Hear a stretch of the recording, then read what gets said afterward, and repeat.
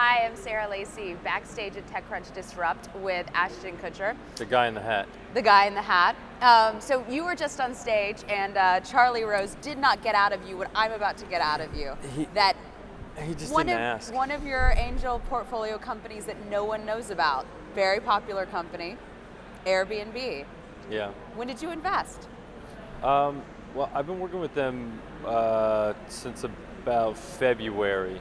I'm an investor, but I'm also a strategic advisor for them, and they really brought me on to help with marketing, branding, and really taking the brand international, which is really important for them right now because there's so many ex-US companies trying to chase what they're doing.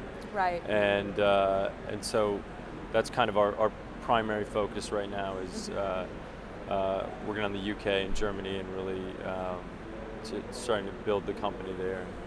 Now you're a very different Ashton Kutcher than the Ashton Kutcher who came to TechCrunch 40 or TechCrunch 50 or whatever we were calling it back then.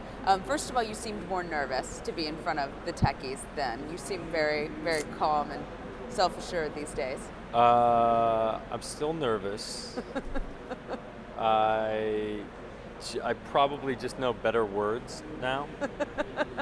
But you've also evolved more from Ashton Kutcher entrepreneur to Ashton Kutcher entrepreneur and angel investor. You have a portfolio of 12 companies and really good companies, things like Airbnb, Skype, I don't know how many others I'm allowed to say or not. So how do you see that your role has really evolved in this ecosystem from a couple sort of silly early companies that didn't do so well to being attached with pretty big names now? Well, I think you know when I came here 3 years ago, I came with a media property. It wasn't really a tech company, and it's the space that I knew. I knew how to create media units, right? Like that's what I was educated in. That's what I knew, and that's what I've been doing for the last 5-6 years. Mm-hmm. And then when I came here, I saw this entire ecosystem of people, and just sort of became an apprentice, and sat next to some of the smartest people in the system, and really just tried to suck information from them, learn from them.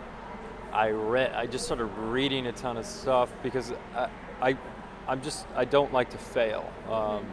And then what I found from sitting down with them is I would go through different people's investment portfolios and I would say, I like this one. Mm-hmm. And I'm interested in that one. And this makes sense to me. I don't get this, but I understand this. And I think I could be helpful to this company through, an introduction to these people, because there are certain people in the media world that can be really, really influential to a company, and I can kind of get a return phone call from most people that I place a call to, and that can become really, really valuable. That level of introduction for people when they're first starting out a company can become extremely valuable. So, some of my first investments were Skype, obviously, and Foursquare, and I'm an investor in Path and Tiny Chat, and when I saw I wasn't an angel investor in Airbnb, but when I saw the power of that company, and I actually saw it as one of the first companies is so truly cutting edge in what it's doing, because it's taking social trust, right, and manifesting that into commerce. And some people would say online is eroding trust, so they're taking. So they've actually managed, through an integrity of a product and an integrity of people, to start to create social trust and transfer that into commerce. And if you go, it's like going to a restaurant and looking at tips on Foursquare or something like that, or you now using Explore on Foursquare, where you go and I want pizza, and it shows you oh, these are 6 places that my friends have gone to, and I go, I have trust in the fact that these people have the kind of taste that I would endorse, and so thereby I'm going to go to that place. And Airbnb is really doing that with the way that they're creating an ecosystem of trust, and now their new Facebook implementation does it even further, where I can see the places that my friends have stayed, and it's actually it's actually doing something in technology that is a social interaction that people may not have the trust to do without that level of social. It's solving the trust problem, not just trying to. It's actually not solving the destroy trust it. problem, exactly, as opposed to destroying it. I mean, granted, you would say, I'm going to New York for the weekend. Do you have a friend whose place I could stay in? Sure, maybe, but maybe they don't. But maybe you have a friend of a friend who's endorsed this place, and you say to your friend, hey, you know that girl, she has good taste in what she would say, my kind of taste. Right. Yeah, it absolutely. It takes out all like sort of the inefficiencies. It takes out the inefficiencies of it and actually lands you in a new commerce that I think is going to have extraordinary value. Now I want to ask, you've just signed on to a very high profile, very demanding job, being the replacement on 2.5 Men. You said on stage with Charlie, acting is still your first love. Is Catalyst Media, your venture investments, everything you've done on the tech side now going to suffer? No, it's actually going to benefit. How? I'm not going to end up on a set in Shreveport, Louisiana for 3 months working 16-hour days. Predictability. Yeah, so